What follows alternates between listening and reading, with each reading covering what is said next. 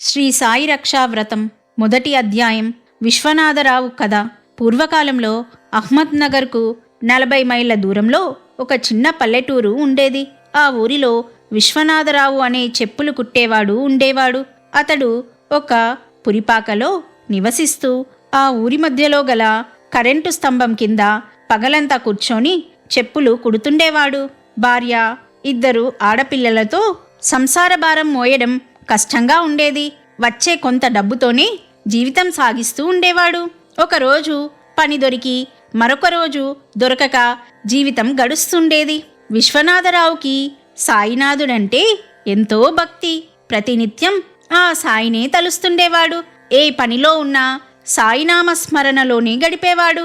ఎప్పటికైనా తాను నమ్మిన సాయిదేవుడు తనను ఈ బాధల నుండి బయటపడేస్తాడని తలచేవాడు. ప్రతిరోజు తన ఇంట్లో ఉన్న చిన్న సాయినాథుని పటానికి నమస్కరించి ఆ పటాన్ని చేతిలో తీసుకొని ఉదయం 10 గంటలకల్లా ఆ కరెంటు స్తంభం వద్దకు చేరుకునేవాడు.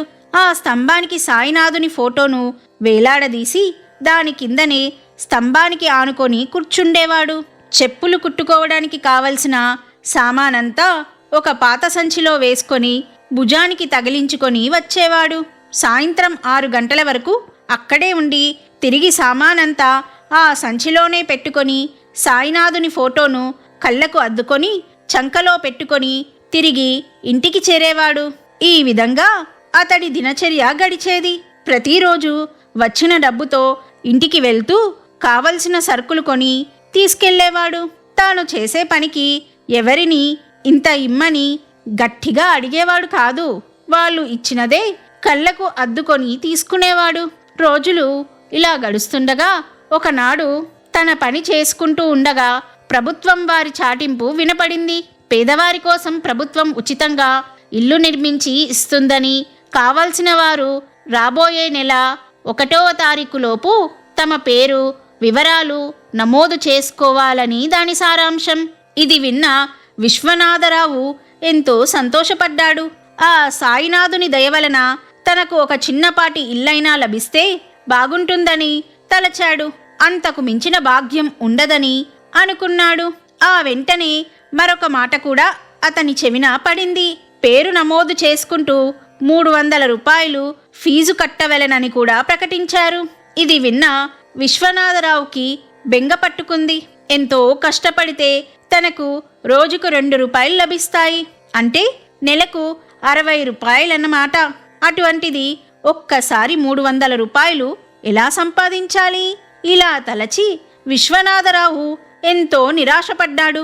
రాత్రి ఇంటికి వచ్చి భార్యతో ఆ విషయమంతా చెప్పాడు. భార్య అతడితో, మనం ఆ సాయినాథుని నమ్ముకున్నాం, అన్ని ఆ షిరిడీవాసుడే చూసుకుంటాడని అన్నది. 300 రూపాయలు కట్టడానికి ఇంకా 20 రోజులు మాత్రమే ఉంది. ఈ 20 రోజులలో 300 రూపాయలు దొరకడం విశ్వనాథరావుకి చాలా కష్టంగా తోచింది. ఆ సాయినాథుడే దిక్కని తలచాడు. సాయినాథుడు నమ్మిన వారిని నిత్యం రక్షించే దైవం. ఎవరైతే మనస్ఫూర్తిగా తననే కొలుస్తారో వారిని అనునిత్యం కంటిలా రెప్పలా కాపాడే అమృతమూర్తి సాయినాథుడు. ఆ ప్రేమమూర్తికి తనను నమ్మినవారంటే అపారమైన కరుణ. ఆ సాయినాథుని అనుగ్రహంతో విశ్వనాథరావుకి ఆ తర్వాత రోజులలో ఎప్పటికంటే ఎక్కువ పని దొరికింది. అలా 28వ తారీఖు వచ్చింది. దాదాపు 200 రూపాయలు పోగుపడ్డాయి.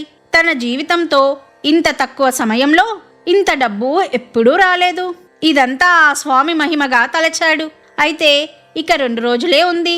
ఈ 2 రోజులలో మరో 100 రూపాయలు కావాలి. అయితే ఆ 2 రోజులు పెద్దగా పని దొరకలేదు. కేవలం 10 రూపాయలు మాత్రమే వచ్చాయి. 1వ తారీఖు వరకు వచ్చింది. తన దగ్గర గల కేవలం 210 రూపాయలు మాత్రమే ఉన్నాయి. అవి తీసుకొని ఉదయాన్నే రెవెన్యూ కార్యాలయానికి వెళ్ళాడు. అక్కడ ఒక గుమాస్తా కనపడితే అతడిని తన దగ్గర 210 మాత్రమే ఉన్నాయని, ఇప్పుడు ఈ సొమ్ము కట్టి మిగిలినది తర్వాత కట్టవచ్చునా అని అడిగాడు.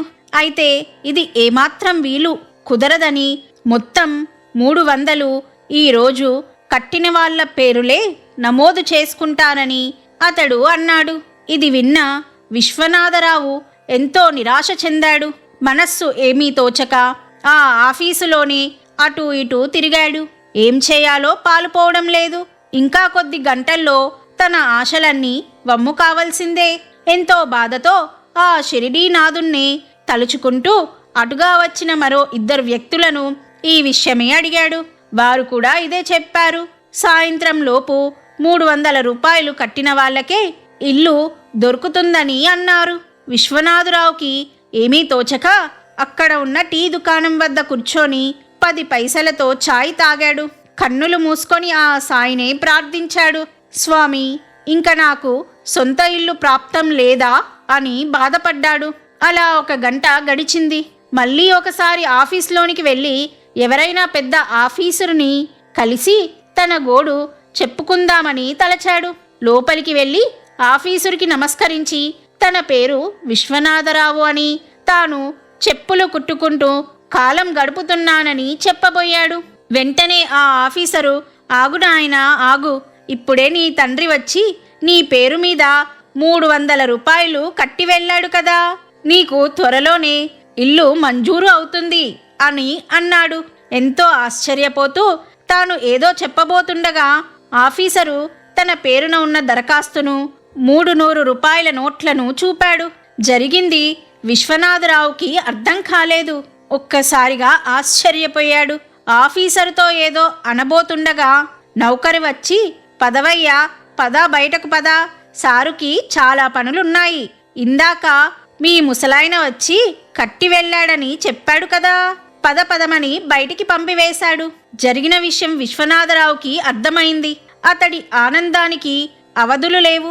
ఆ సాయినాథుడే వచ్చి తన తరపున కట్టి వెళ్ళాడని తలచాడు. తాను నమ్మిన ఆ సాయినాథుడు తనను ఈ విధంగా ఇంటిని బహూకరించినందుకు ఆనందంతో అతని కనులు చెమర్చాయి. ఇంటికి వెళ్ళి జరిగిందంతా భార్యకు చెప్పాడు. ఆ కుటుంబం ఆనందం ఇంత అంతా కాదు. తాను నమ్మిన సాయి తనను ఎంతగా అనుగ్రహించాడో తలుచుకొని ఎంతో సంతోషించాడు. కొద్ది కాలానికే వారికి ఇల్లు మంజూరు చేయబడింది. ఒక మంచి రోజు చూసుకొని ఆ ఇంట్లో చేరి జీవించినంత కాలం ఆ సాయినాథున్నే సేవిస్తూ కలకాలం సుఖంగా జీవించాడు. సాయినాథుని నమ్మిన వారికి దేనికి లోటుండదు. ఆ షిరిడీనాథుని నిత్యం తలిచేవారికి ఆ స్వామి ఎల్లప్పుడూ అండగా ఉంటాడు. ఎప్పుడూ కంటికి రెప్పలా కాపాడుతుంటాడు. సన్మార్గంలో జీవిస్తూ తోటి వారందరిలో ఆ సాయినాథున్నే చూసేవారికి దేనికి లోటుండదు. ఎటువంటి ఆపద దరిచేరదు. జీవితం సుఖంగా గడుస్తుంది. మొదటి అధ్యాయము సమాప్తము. ఓం సమర్థ సద్గురు సాయినాథాయ నమః. ఓం శ్రీ సాయినాథాయ నమః. ఓం శ్రీ సాయి దేవాయ నమః. 2వ అధ్యాయం బానోజీరావు కథ. పూర్వకాలంలో గుల్బర్గా పట్టణానికి 50 మైళ్ళ దూరంలో చిన్న గ్రామం ఉండేది. ఆ గ్రామంలో బానోజీ అనే బ్రాహ్మణుడు ఉండేవాడు. అతడు చిన్న చిన్న పౌరోహిత్య పనులు చేసుకుంటూ కాలం గడిపేవాడు. ఒకసారి ఒకరింటికి శ్రీ సత్యనారాయణ స్వామి వ్రతం చేయడానికి వెళ్తే వారింట్లో సాయినాథుని ఫోటో చూశాడు. ఆ ఫోటోను తదేకంగా చూస్తూ ఒళ్ళు మర్చిపోయాడు. ఇతడి ఆనందం గమనించిన ఇంటి యజమాని ఇంటిలో నుంచి సాయినాథుని ఫోటో మరొకటి తెచ్చి ఇతడికి ఇచ్చాడు. బానోజీ ఇంతకు ముందు సాయినాథుని లీలల గురించి విన్నాడే కానీ ఫోటో చూడలేదు. ఆ పటం చూస్తున్న కొద్దీ చూడాలనిపిస్తూ ఉంది. ఆ స్వామి కళ్ళల్లో కరుణరసం తొణికిసలాడుతోంది. తననే ఎంతో ప్రేమగా చూస్తున్నట్లు అనిపిస్తోంది. బానోజీరావుకు ఆ ఫోటో నుంచి చూపు మరల్చబుద్ధి కావట్లేదు. ఆ ఫోటో తెచ్చుకొని ఇంట్లో జాగ్రత్తగా పెట్టుకున్నాడు. ప్రతిరోజు ఉదయం అందరి దేవతలతో పాటే సాయినాథునికి కూడా నమస్కరించేవాడు. ఎప్పటికైనా షిరిడీ వెళ్ళి సాయిని దర్శించాలని మనస్సులో ఎంతో కోరికగా ఉండేది. ఆ నోట ఈ నోట సాయినాథుని మహిమలు రోజూ ఎన్నో వినేవాడు. సాయితత్వానికి ఎంతో ఆకర్షితుడయ్యాడు. ప్రతి నిత్యం ఆ సాయినాథున్నే తలుస్తూ ఉండేవాడు. శ్రీ సాయినాథుడు ప్రేమస్వరూపుడు. ఆ స్వామిని నమ్మిన కొలిచేవారిని కంటికి రెప్పలా కాపాడే అమృతమూర్తి. సాయినాథుని కరుణా కటాక్షాలతో బానోజీ జీవితం సాఫీగా సాగిపోతోంది. బానోజీకి భార్య, 2 కుమార్తెలు. అందరూ నిత్యం ఆ సాయినాథున్నే స్మరిస్తూ కాలం గడిపేవారు. రోజులిలా గడుస్తుండగా ఒకనాడు బానోజీకి తీవ్రమైన కడుపు నొప్పి వచ్చింది. ఇంటి దగ్గరలోని డాక్టర్ వద్దకు వెళ్తే ఏదో మందిచ్చి పంపాడు. అది వాడినా ఏమాత్రం తగ్గలేదు. సాయి, నన్ను రక్షించు, ఈ బాధ నుండి ఉపశమనం కలిగించు తండ్రి అని ఆ సాయినాథుని వేడుకున్నాడు. నొప్పి మరునాడు మరింత ఎక్కువైంది. ఇంక లాభం లేదనుకొని ఆ ఊర్లో గల రామనాథం అనే పెద్ద వైద్యుడి వద్దకు వెళ్ళాడు. రామనాథానికి చిన్న ఆస్పత్రి ఉంది. రామనాథం బానోజీని పరీక్ష చేసి త్వరగా ఆపరేషన్ చేయవలసి వస్తుందని అన్నాడు.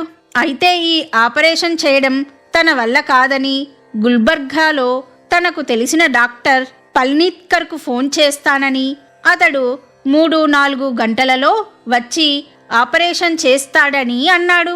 అప్పటిదాకా బానోజీ కదలకుండా పడుకోవాలని అన్నాడు. ఇదంతా విన్న బానోజీకి ఎంతో భయం వేసింది.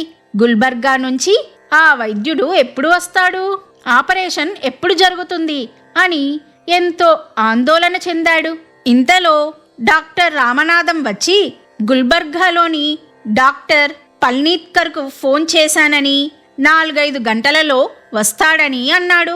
ఈలోపు ఆపరేషన్ ఏర్పాట్లన్నీ తాను సిద్ధం చేసి ఉంచుతానని, ఆందోళన చెందవద్దని అన్నాడు.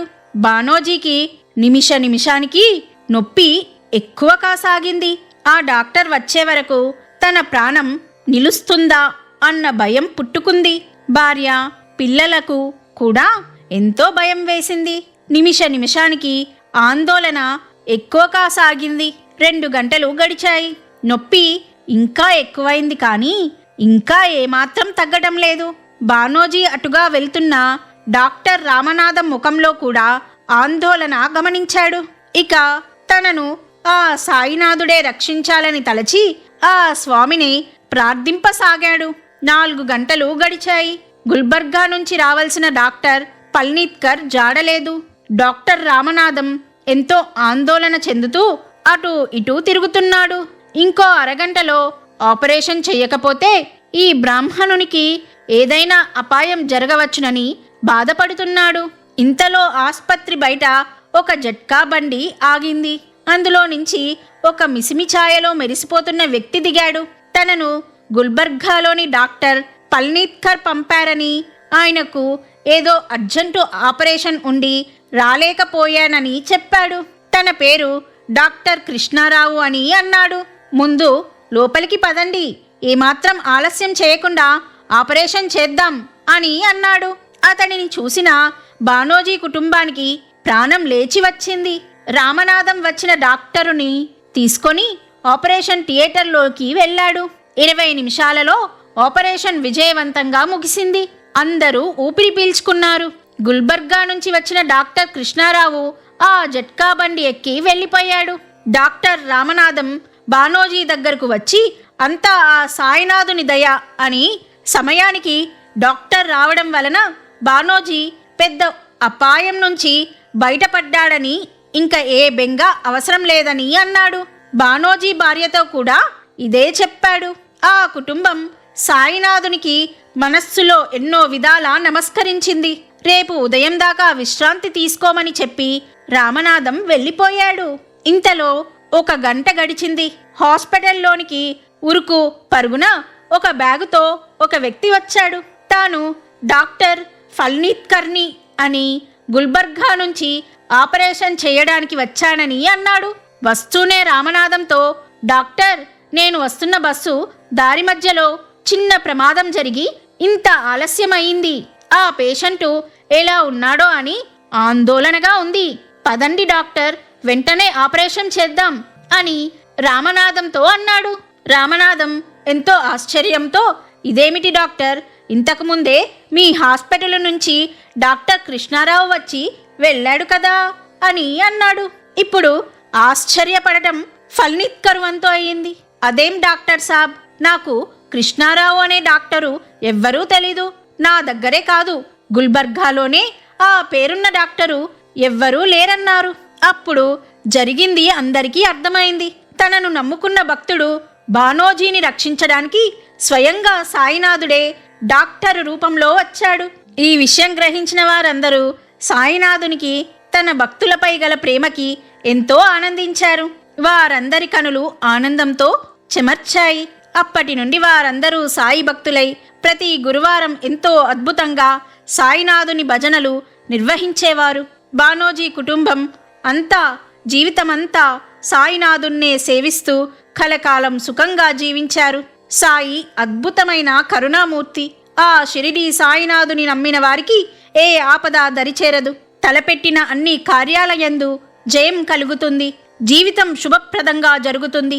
ఆ సాయినాథుని నిత్యం తలచేవారిని ఆ అమృతమూర్తి ఎప్పుడూ కనిపెట్టుకొని ఉంటాడు. వారి యోగక్షేమాలన్నీ తానే వహిస్తాడు.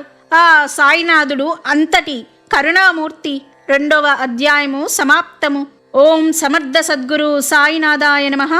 ఓం శ్రీ సాయినాథాయ నమః. ఓం శ్రీ సాయి దేవాయ నమః. 3వ అధ్యాయం పండిత్ రామశాస్త్రి కథ. పూర్వకాలంలో బీజాపూర్ పట్టణానికి 30 మైళ్ళ దూరంలో గల చిత్రాపూర్లో పండిత్ రామశాస్త్రి అనే పురోహితుడు ఉండేవాడు. అతడెంతో నియమనిష్టలతో జీవిస్తూ ఆ చుట్టుపక్కల ఊళ్ళల్లో పౌరోహిత్యం నిర్వహిస్తూ కాలం గడిపేవాడు. ఎవ్వరినీ ఇంత సొమ్ము ఇవ్వమని గట్టిగా అడగకుండా వారిచ్చిన దానితోనే సంతృప్తి చెందుతూ ఉండేవాడు. అతడి భార్య రుక్మిణి కూడా భర్తకు చేదోడు వాదోడుగా ఉండేది. వారికి వివాహం జరిగి 6 సంవత్సరాలైనా సంతానం కలగకపోవడం వెల్తిగా ఉండేది. సంతానం కోసం పండిత్ రామశాస్త్రి దంపతులిద్దరూ చెయ్యని వ్రతం లేదు, ఆరాధించని దేవుడూ లేడు. అయినా ఎందుకో వారికి సంతానం కలుగలేదు. తమకింకా ఈ జన్మకు సంతాన ప్రాప్తి లేదనుకొని బాధపడేవారు. ఒకనాడు రామశాస్త్రి ఏదో కార్యక్రమం నిమిత్తం కాలినడకన పక్క ఊరు వెళ్తుండగా ఒక ఫకీరు ఎదురుపడ్డాడు. అతడిని దాటి ముందుకు వెళ్తున్న రామశాస్త్రిని ఆపి ఆ ఫకీరు ఇలా అన్నాడు: నాయనా, నీకు సంతానం లేదని బాధగా ఉంది కదూ.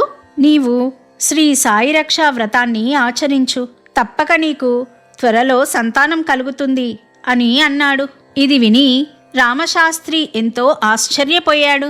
తనకు సంతానం లేని విషయం ఈ సాధువుకు ఎలా తెలిసిందా అని అనుకున్నాడు. వెంటనే ఆ ఫకీరుకు నమస్కరించి ఆ వ్రత విధానాన్ని చెప్పమని అడిగాడు. ఆ ఫకీరు సాయి రక్షా వ్రత విధానాన్ని వివరంగా తెలియపరిచాడు. ఇది ఎంతో తేలికైనదని, ఆచరించిన వెంటనే మంచి ఫలితం ఉంటుందని అన్నాడు. ఆ ఫకీరు మరో విషయం కూడా చెప్పాడు. నాయనా రామశాస్త్రి, సాయినాథునికి తన భక్తులంటే ఎంతో అభిమానం.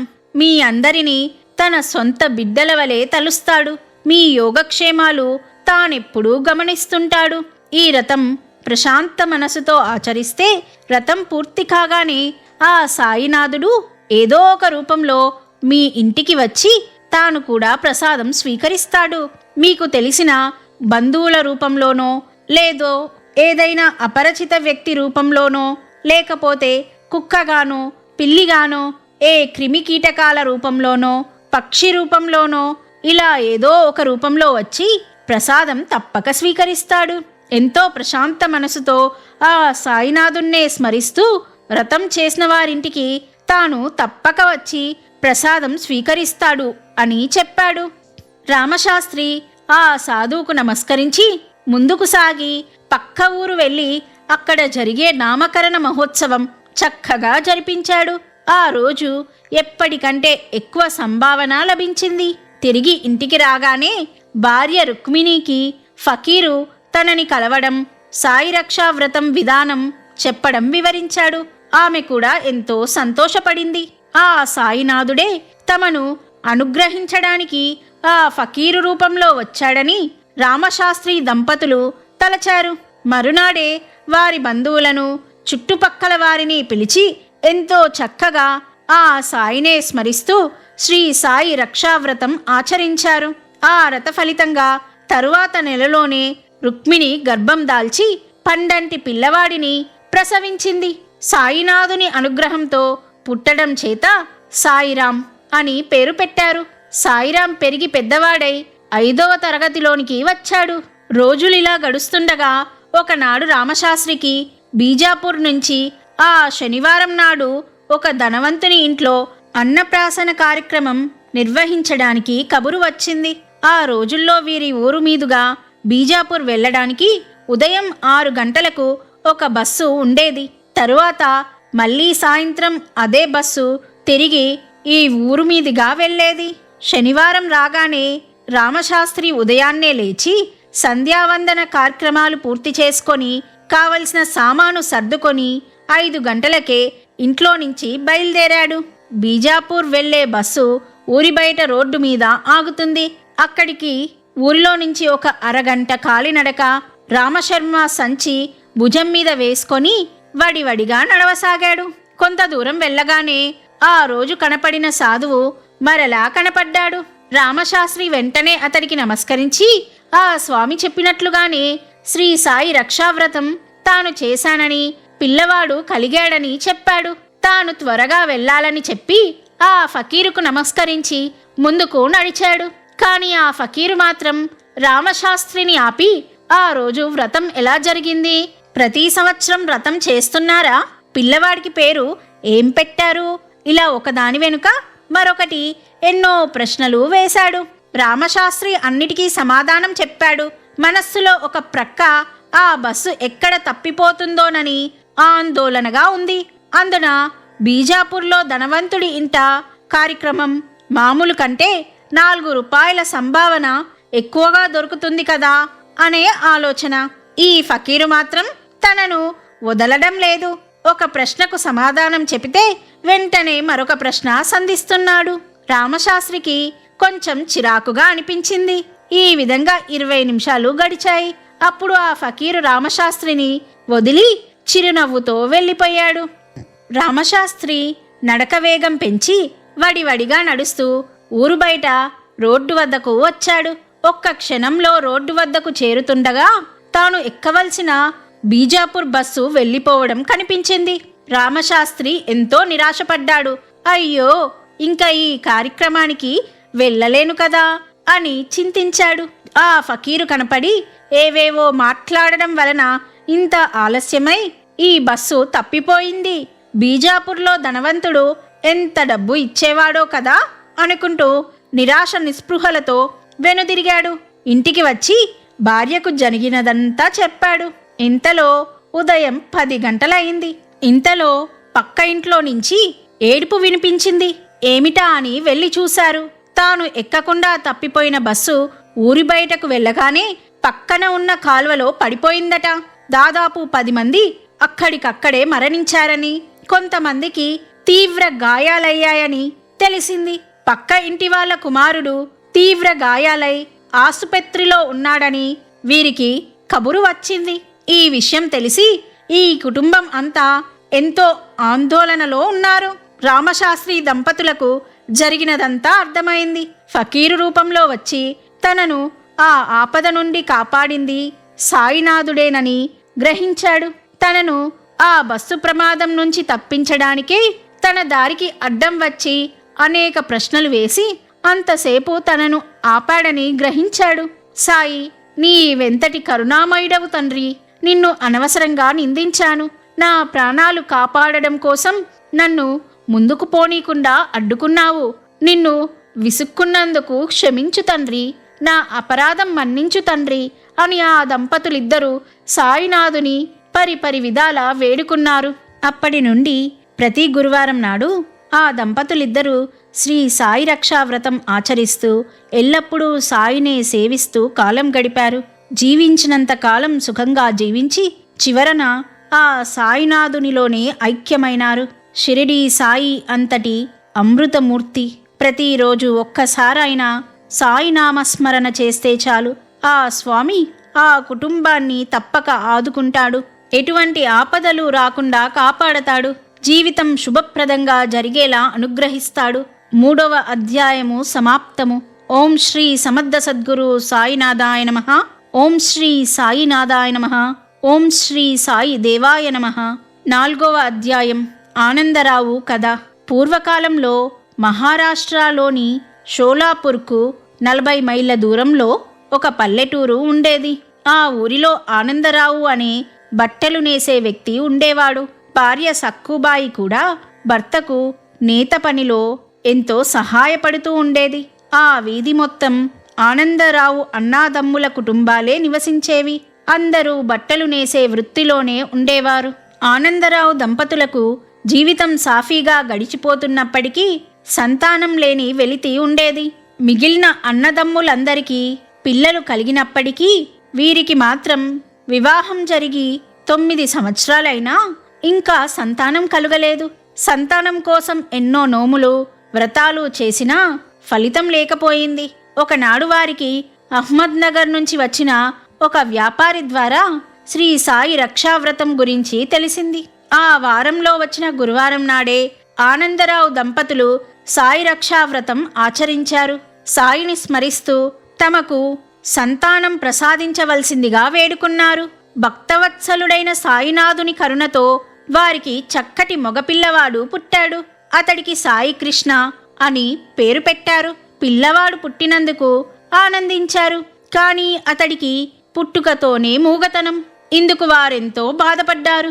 రోజులిలా గడుస్తుండగా ఒకనాడు ఉదయం పక్కనే బంధువుల పిల్లలతో ఆడుకుంటున్న సాయి కృష్ణ ఉన్నట్టుండి మాయమయ్యాడు.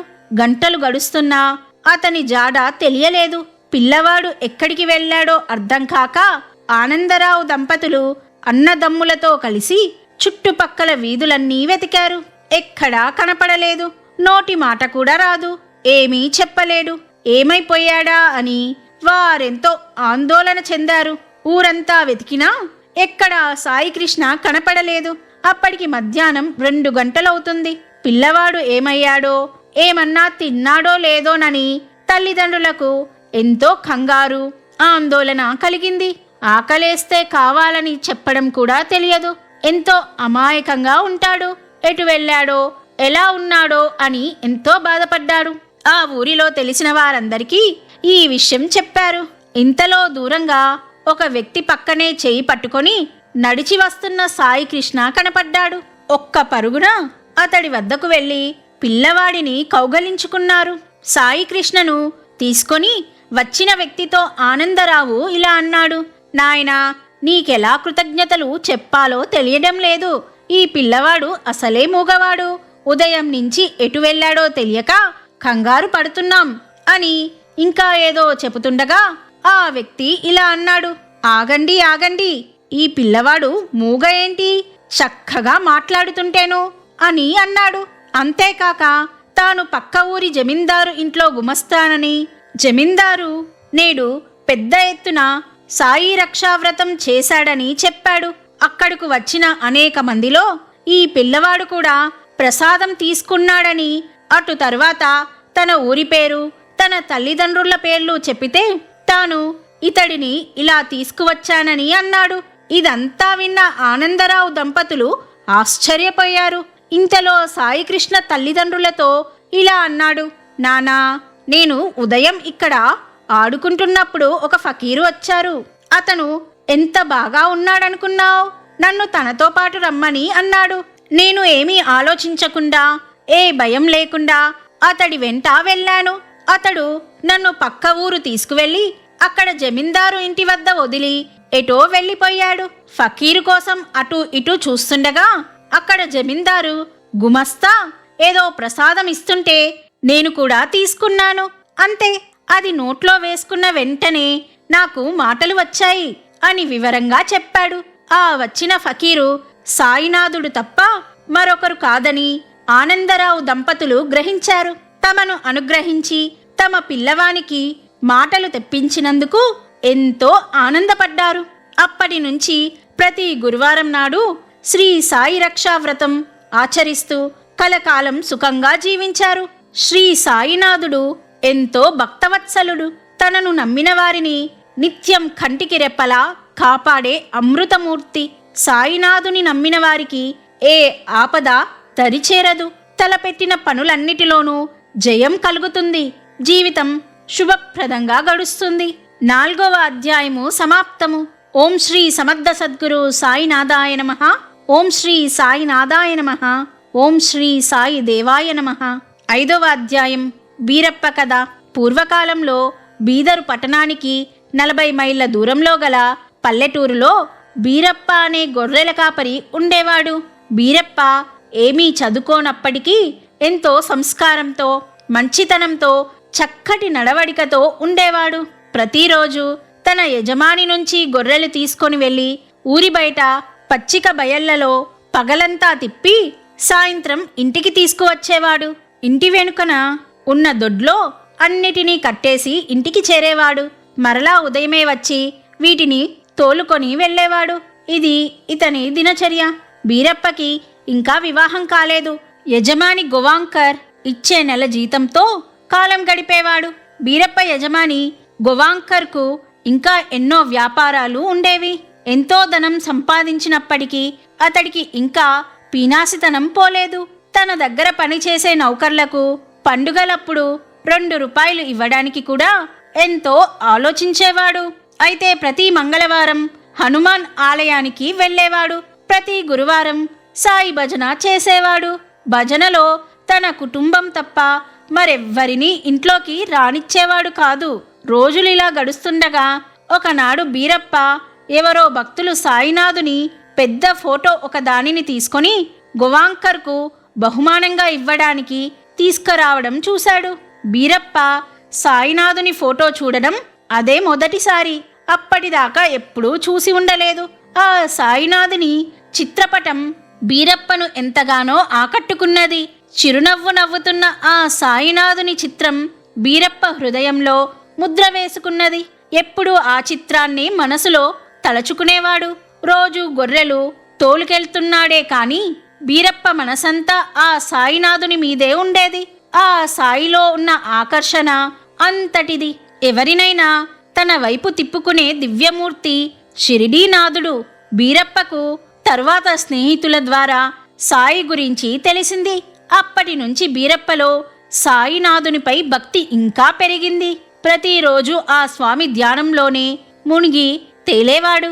ఇలా ఉండగా ఒకనాడు సాయంత్రం గొర్రెలు తీసుకొని ఇంటికి వచ్చాడు. యజమాని గోవాంకర్ ప్రతిరోజు వీటన్నిటినీ లెక్క పెడతాడు. ఆ రోజు ఎంత లెక్క పెట్టినా ఒకటి తక్కువైంది. బీరప్పపై గోవాంకర్కు తీవ్ర కోపం వచ్చింది. బీరప్పను గట్టిగా అరచి ఎలాగైనా ఆ గొర్రెను వెతికి తీసుకురమ్మని పంపాడు.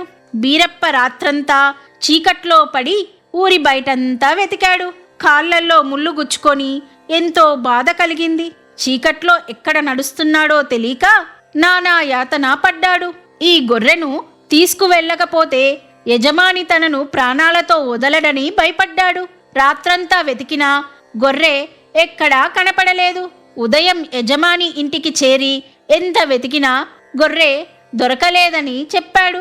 గోవాంకర్ ఎంతో కోపంతో ఊగిపోతూ బీరప్పను కొట్టి ఇంక పనిలోకి రానక్కర్లేదని చెప్పి పంపించేశాడు. బీరప్ప కళ్ళనీళ్ల పర్యంతమై యజమానిని ఎంతో వేడుకున్నాడు. తనకు వేరే ఏ పని రాదని క్షమించమని ఎంతో మొత్తుకున్నాడు. అయినా గోవాంకర్ ఏమాత్రం కరుణించలేదు. బీరప్ప ఎంతో బాధపడుతూ తన గుడిసె చేరుకున్నాడు. ఈ గొర్రెలు కాయడం తప్ప తనకు మరొక పని రాదు. తల్లిదండ్రులు చిన్నప్పుడే చనిపోయారు. తనను ఇంకా ఎవరు ఆదరిస్తారు? తన జీవితం గడిచేదెలా అని ఎంతో బాధపడ్డాడు. అప్పుడు బీరప్పకి సాయినాథుడు గుర్తొచ్చాడు. మనసులోనే తన కష్టమంతా సాయినాథునికి మొరపెట్టుకున్నాడు. అమృతమూర్తి అయిన షిరిడీనాథుడు బీరప్ప మొరను ఆలకించాడు. మరునాటి నుంచి గోవాంకర్ వ్యాపారం బాగా దెబ్బతింది. నెల రోజుల్లోనే చాలా నష్టం వచ్చింది. ఇలా రోజురోజుకి ఇంత నష్టం ఎందుకు వస్తోందో గోవాంకర్కు అర్థం కావడం లేదు. ఇంతలో ఒకరోజు ఆ ఊరికి ఎక్కడి నుండో ఒక సాధువు వచ్చాడు. అతడు ఎన్నో మహిమలు గలవాడని, ఏ సమస్యనైనా తీర్చగలడని జనం చెప్పుకున్నారు. ఇది విన్న గోవాంకర్ ఆ సాధువుని కలిసి తన గోడు విన్నవించుకున్నాడు. ఒక నెలలోనే తన వ్యాపారాలన్నీ ఎందుకు ఇంత నష్టాల పాలవుతున్నాయో అర్థం కావట్లేదు అన్నాడు. ఆ సాధువు కళ్ళు మూసుకొని ధ్యానించి ఏదో స్ఫురించినవాడై గోవాంకర్తో ఇలా అన్నాడు. నాయనా, నెల రోజుల క్రితం నీ గొర్రె ఒకటి తప్పిపోయినప్పుడు నీ దగ్గర పనిచేసే బీరప్పని ఎంతో హింసించావు. ఆ కారణంగా అతనిని పనిలో నుంచి తీసివేశావు. అటు తర్వాత 2 రోజులకే నీ గొర్రె నీకు దొరికింది. అయినా ఈ సంగతి నువ్వు ఎవ్వరికీ చెప్పలేదు. బీరప్పకి సాయినాథుడంటే ఎంతో ప్రేమ, ఎంతో భక్తి. బీరప్పను అలా హింసించినందుకు సాయినాథునికి నీపై కోపం వచ్చింది. అందువలననే ఇలా జరిగింది. నువ్వు తక్షణం ఆ బీరప్పని పనిలోకి తీసుకో, నీ సమస్యలన్నీ తొలగిపోతాయి అని అన్నాడు. ఆ మాటలు విన్న గోవాంకర్ ఆశ్చర్యపోయాడు. గొర్రె మళ్ళీ దొరికిన సంగతి తనకు తప్ప ఎవ్వరికీ తెలియదు. ఈ సాధువు చాలా మహిమలు గలవాడిలా ఉన్నాడు అని తలచాడు. ఇంటికి వెళ్ళి సాయినాథుని ఫోటో వద్ద నుంచొని సాయి భక్తుని నిందించినందుకు క్షమించమని చెంపలు వేసుకున్నాడు. బీరప్పకు కబురు పంపి అతడికి తిరిగి నౌకరిలోకి తీసుకున్నాడు. అంతేకాదు, అతని జీతం రెట్టింపు చేశాడు. అప్పటి నుంచి గోవాంకర్ చక్కటి జీవితాన్ని గడుపుతూ నలుగురికి సేవ చేస్తూ జీవించినంత కాలం సాయినాథుణ్ణి సేవిస్తూ చివరన ఆ సాయిలోనే ఐక్యమైనాడు. శ్రీ సాయినాథునికి తన భక్తులంటే ఎంతో ప్రేమ, ఎంతో అనురాగం. ఎవరైతే సన్మార్గంలో జీవిస్తూ ఎల్లప్పుడూ తననే తలుస్తూ ఉంటారో వారిని నిత్యం రక్షించే అమృతమూర్తి సాయినాథుడు. శ్రీ సాయినాథునిచే తిమ్మరాజు విశ్వపతి రామకృష్ణమూర్తి అనే భక్తునకు అనుగ్రహింపబడిన ఈ వ్రతం ఆచరించిన వారికి ఎన్నో శుభాలు జరుగుతాయి. తలపెట్టిన పనులన్నిటిలోనూ జయం కలుగుతుంది. సాక్షాత్తు శ్రీ సాయినాథుడే తన భక్తుల కోసం అనుగ్రహించిన ఈ వ్రతం నిత్యం ఆచరించే వారికి జీవితం శుభప్రదంగా గడుస్తుంది. 5వ అధ్యాయము సమాప్తము.